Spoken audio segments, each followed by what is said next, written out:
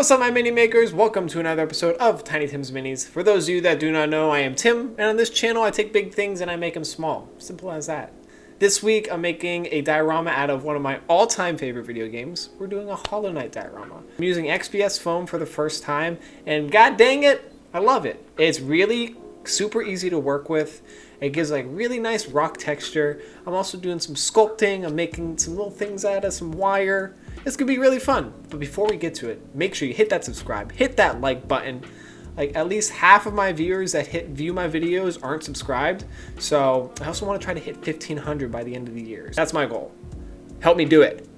You got this. I also have a Patreon. If you want to help support me, go check that out. Link is down below. I also have some links to some of the tools and stuff I use down below. That also helps me out. I get a little kickback from that. Really appreciate it. Let's not waste any more time though. Let's get building. So we're combining Dirtmouth and the Forgotten Crossroads. Those are the first two levels in the game that you see, and we're gonna put them together. I'm using XPS foam for the base. Instead of you watching me cut circles, I cut them beforehand because not fun. And then I used some hot glue, glued them together, and we got ourselves a base.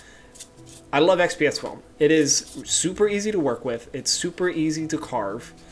Because I used styrofoam before in a couple of my videos. Well, not videos, in some of my dioramas before I started making videos. And the styrofoam, it just gets all, it's like little balls and circles put together. And then when you're cutting it, it gets everywhere. XPS foam gets everywhere, but it's a lot easier to work with. Also, when you're working with it, be very careful. This is a sharp knife. If it doesn't like give, or if you feel like you have to struggle to cut through it, take your time. Don't cut your hand off. Don't cut your fingers off. Be very careful. I ended up using an X-Acto knife and pliers just because I didn't like using that big old knife because I thought I was actually going to cut myself. There was a lot of excess foam, cleaned it up, and then we got ourselves a nice base to work with. As you see there's a lot of cracks and crevices that we need to hide. So we got some sculpt mold, mixed it up. It's like water, sculpt mold. You can go find it at any of your hobby store, even Michael's. They have sculpt mold. I also have a link below. Check it out if you want to get some sculpt mold. Helps me out a little bit, but we had all those cracks and crevices, make it look like nice rock texture as well. I think it looks really great. So for the little details, I am using Super Sculpting. Yes, I know I probably should have used either air dry clay or an epoxy clay, but this is what I had on hand. I didn't feel like spending like 30 bucks on some epoxy clay. I do want to try it out sometime, but I was just like, we're not gonna wait for Amazon. We're not gonna go to Michael's. We're gonna use what we have. So we're using Super Sculpting. There's these little background details. They're giant fossil-looking things. I just carved them out. I was using the reference photos I got just from the first levels of the game, and just kind of trying to make it look as close to the game as I could. The scale isn't 100%, but I just wanted to get everything looking nice, give it the feel of Hollow Knight. I really liked adding the little details. It was a lot of fun. It was me combining a lot of the sculpting techniques I've been learning over the past year, and then also using some new ones. I ended up having to scrape it out. I had to pull it out, try to keep the form and the shape as best as I could, and then I baked it. I did some smoothing with this just because it was really deep in there, and there's a little bit of the detail I couldn't get to. But for the most part, I pulled it out, and put it in the oven, and right as soon as it got out of the oven, I put some hot glue and I pushed it in just because I didn't want it to completely harden. I wanted there to be some give on the clay. It was really hot. It was really, really hot. But I just wanted to be some give on the clay so I can kind of force it back into its position. And I did that with all the details in this diorama. Again, it's not the most efficient way, but it's the way I chose. It also took a long time because each time it baked, it had to bake for 15 minutes. And then I was just kind of sitting there twiddling my thumbs. I couldn't add the next detail until I got these details done. The flooring was a lot of fun. I loved how the flooring came out. Just wanted to make it look like a stone flooring. Like it's been there, it's ancient, it's old, it's got cracks and crevices all over. And to texture it, we're using my favorite thing to texture things with, a rock. I love using a rock, literally on everything.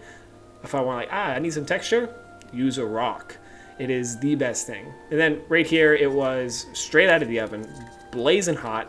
But as you see, there's like a little bit of give on there. And I don't want it to be stiff. And then me pushing it in and then it cracking. And then me being like, dang, I have to resculpt this whole thing.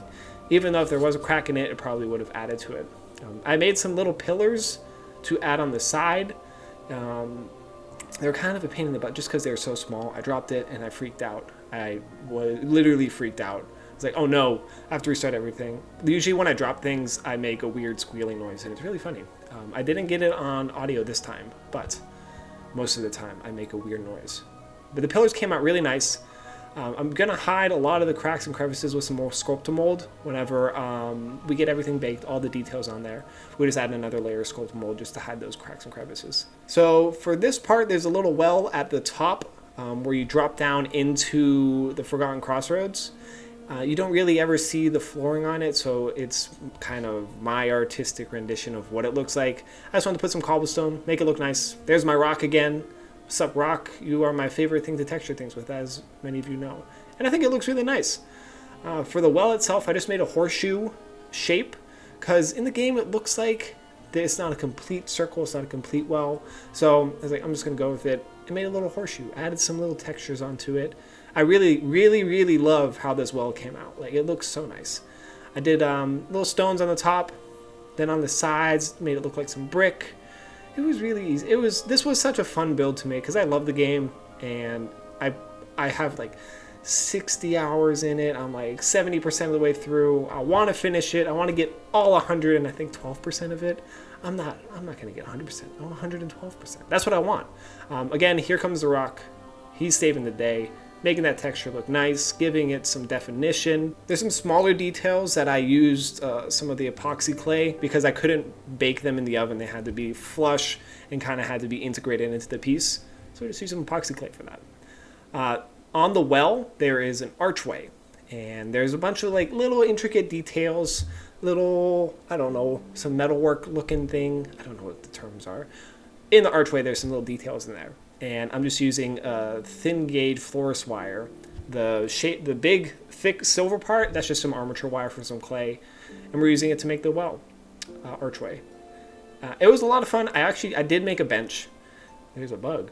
I did make a bench, and I ended up not using the bench because it was just a little too big. It didn't fit well, and it just didn't add to the piece. Kind of like took away from the focus of the piece. So to put them on, I used some super glue, and then I used baking soda to do like a little quick dry. It adds kind of a grime, like a weird texture onto it, like a sandy texture. But I kind of liked it. It looked like old metal. I don't know, it looked nice. And I think this came out great. I was really happy with how this came out. I was kind of surprised how nice it looked because I was trying to figure out for the longest time how I was going to do it, but we ended up with that. For the hollowness seal, is all I'm doing is tracing it onto some plastic, like saran wrap, and then putting it over the clay and then tracing what I traced onto the clay. And I saw it in some sculpting video, and I really loved the idea, and I got to use it to make this. It looks really nice because I was never going to be able to do that by hand. The paint job was really easy. It was an undercoat of black paint mixed with Mod Podge just to kind of seal everything together. I was thinking about spray painting it, just kind of give it like some highlights and stuff, but I ended up not doing that. And after I got the black paint and Mod Podge mixture on there, I did a dry brushing of gray. I did drop it. I ended up dropping it and breaking the seal at the top, and I was very upset. But I had to make another one. It wasn't a big deal, but I was upset. I was like, no, I have to make another one. But again, it was just some rolled out clay. Nothing too crazy. I wasn't like actually upset. It was like, it happens. Things like that happen.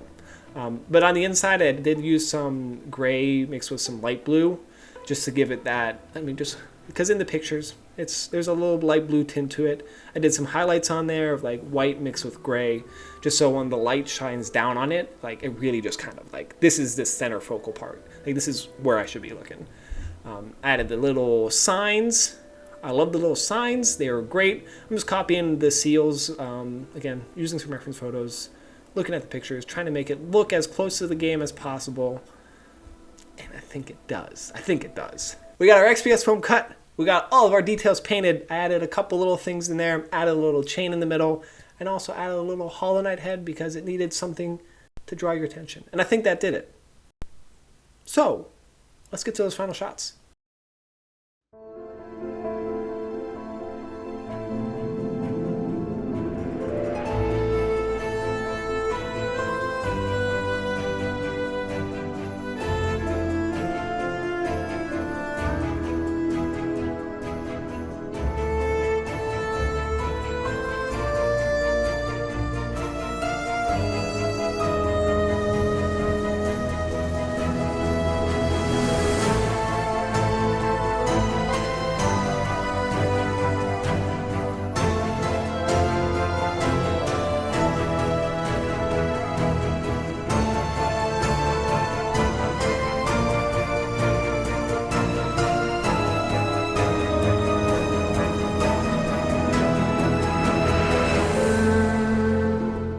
another diorama in the books, and I freaking love this. This looks so good. It looks so good. It looks so good. I am so happy with how it came out.